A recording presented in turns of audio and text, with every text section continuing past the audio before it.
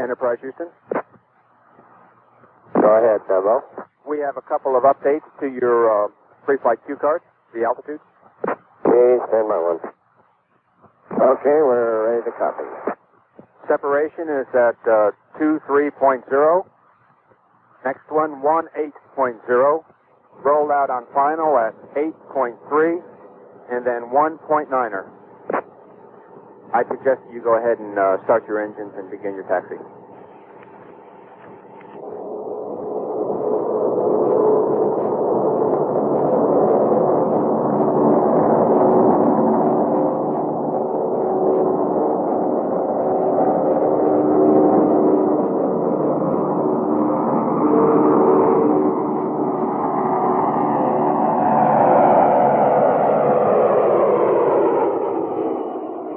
Called Enterprise, first of the Space Shuttle orbiters, the beginning of a new space transportation system. A craft that can carry up to 65,000 pounds into space and land back on Earth like an airplane. 5 times, 2 astronauts were carried piggyback atop this 747 jet and released. 5 times, they brought the huge spaceship in for powerless landings. Okay, the gear is coming down at 270. Gear coming. Doors open and they're all down, coming down. Look down here. 50 feet. 40 feet. 30. 20.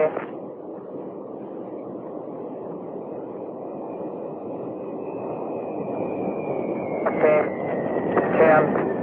Holding 10. 220 about 5 feet. Summing up the year's work for all 4 of the astronaut crewmen, astronaut Gordon Fullerton. We're at the end of the approach and landing test phase of this program, but it's really not an end, it's a beginning. It's just a small step really accomplished getting the orbiter into space, and in that aspect, I'm looking forward to more of the same exciting times as we continue on toward that first orbital flight. Enterprise will not be the first shuttle into space, but this one will be. Shown here being assembled by Rockwell International, it is simply designated Orbiter 102. 102 is undergoing construction right now in Palmdale, and it's scheduled to be shipped the middle of next year over to DFRC, where we'll perform a hot fire test on it. We will mate it to the 747 and fly it to Florida in preparation for launch into orbit in March of 1979. After about 24 hours in orbit on 102, it also will land here at DFRC on the lake bed in a manner similar to the test flights that we just completed on the approach and landing test. Also completed this year, the 154-foot long, 27.5-foot wide external fuel tank for the shuttle. Designed and assembled by Martin Marietta at NASA's Michoud Assembly Facility near New Orleans, the external tank will fuel shuttle's 3 main engines on the way to orbit. Another major milestone for the new space transportation system was the successful test firing of one of the 2 Thiokol solid rocket motors that will also help boost the shuttle orbiter into space. This animation shows how they work during launch. The 2 solid rocket boosters strapped to each side carry their own propellants and burn for about 2 minutes before separating. Their onboard parachutes will then bring them back to Earth for recovery and reuse. The large external fuel tank continues feeding the shuttle engines for an additional 6 minutes, separating just before the shuttle reaches orbit. This is the only part of the shuttle system that will not be used again. When NASA announced it was recruiting between 30 and 40 new astronauts, more than 8,000 hopeful candidates responded, including over 1,500 women. The Johnson Space Center in Houston is in the final screening process to select from this group both mission specialists and pilots for future space shuttle flights. To get a feel for handling large structures in space, engineers at the Marshall Space Flight Center have been practicing underwater, the closest you can come for long periods of time to simulating the weightlessness of space. It's anticipated that the shuttle will make the building of large space structures possible, as well as the assembly of heavier satellites and instruments to better observe Earth and provide improved communications.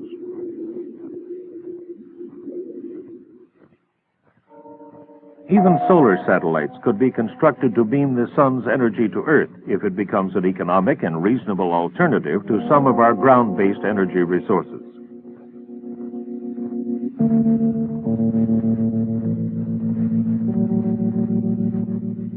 Many of the early shuttle flights are already booked with confirmed payloads, according to NASA's Director of Pricing, Launch Agreements, and Customer Engineering Services, Mike Smith.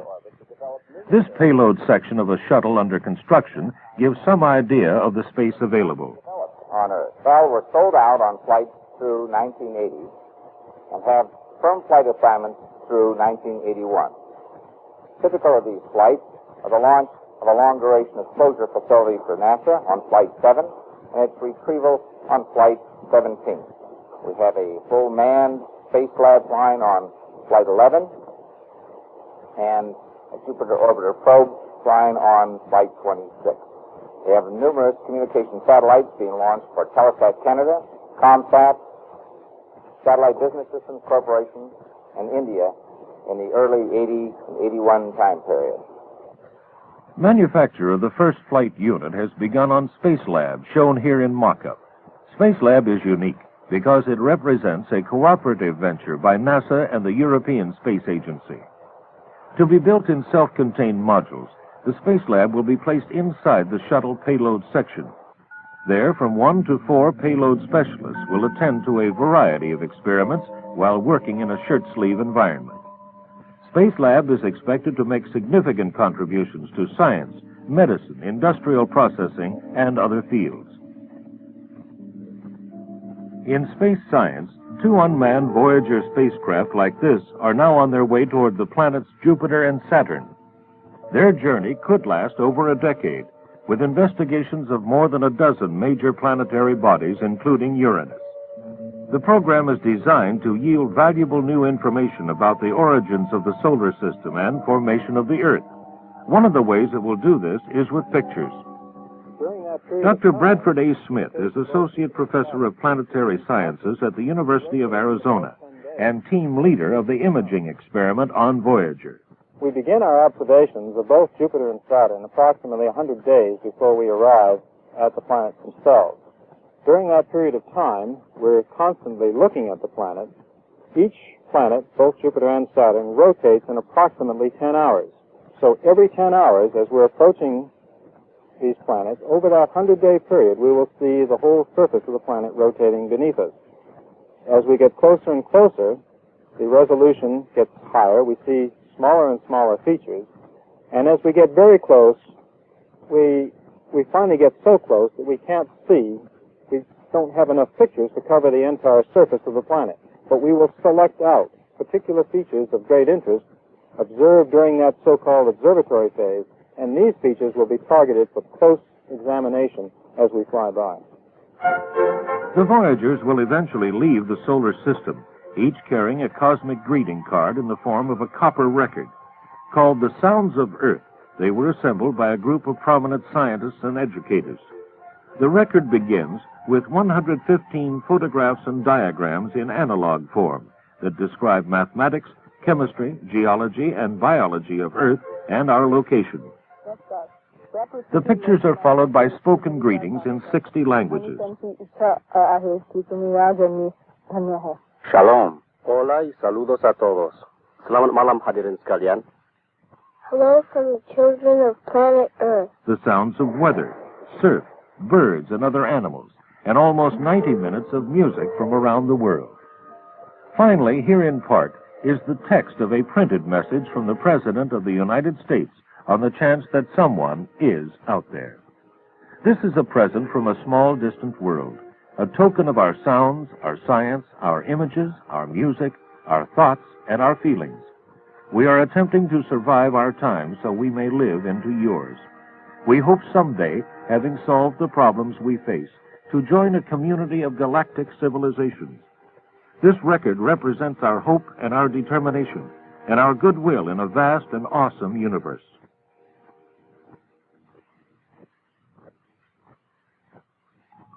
How stars produce the energy that makes them burn so bright, and then how they transmit this energy through millions of miles of space, losing very little intensity along the way, is of great interest to scientists. To study the stars, HEAO-1, High Energy Astronomy Observatory, was launched in August. Already, HEAO's instruments have found a gigantic star whose X-ray radiation increases violently over a period of time, then returns to normal. HEAO-1 will be joined in its task of mapping the sky for X-ray sources by 2 other observatories in the future. NASA continued applying the technology and science learned in space to improve systems for managing the Earth and managing our business here on the ground. This includes further use of our remote sensing capabilities, which enable us to look at the whole Earth, or large regions of the Earth, in ways not previously possible. Landsat satellites 1 and 2, for instance, are helping us understand the condition of agricultural crops, forests, and groundwater, observations that make it possible to predict and manage more efficiently. Most of NASA's launches this year were paid for by other users in other countries. These included launches for the European Space Agency, Japan, Indonesia, and Italy. Not all the launches were successful, however. Both a Delta and an Atlas rocket failed shortly after liftoff, the first unsuccessful launch in 3 years for the Delta and since 1975 for the Atlas. More and more, NASA is working with other government agencies, such as the Department of Energy. NASA's understanding of rotating machinery, solar cells, and heat transfer is being applied to the development of windmills and better turbines. The Lewis Research Center in Cleveland, for example, is gathering information on as many electric vehicles as possible and is also working to improve nickel-zinc batteries. NASA is also applying solar energy technology to new developments that may bring it into effective use as part of the National Energy Program. Efforts to apply technology to make aviation safer, more economical, cleaner, and quieter continued this year at several NASA field centers. Energy efficiency to curb airplane fuel consumption has high priority. Areas of study include engine research, improved shapes, computerized flight control systems, and lighter, stronger aircraft structures.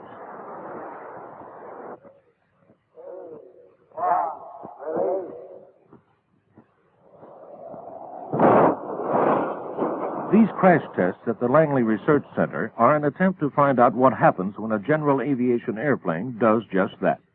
The highly instrumented plane and dummies should help aircraft manufacturers build even safer airplanes in the future.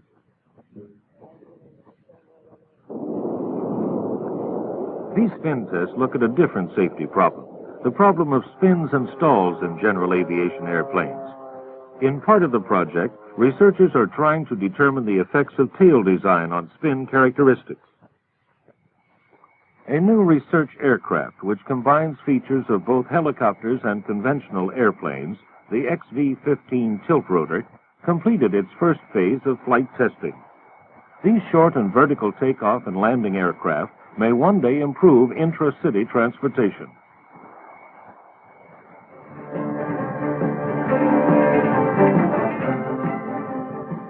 (1977), an important year for both aeronautics and space research, with much of the technology finding down-to-earth uses.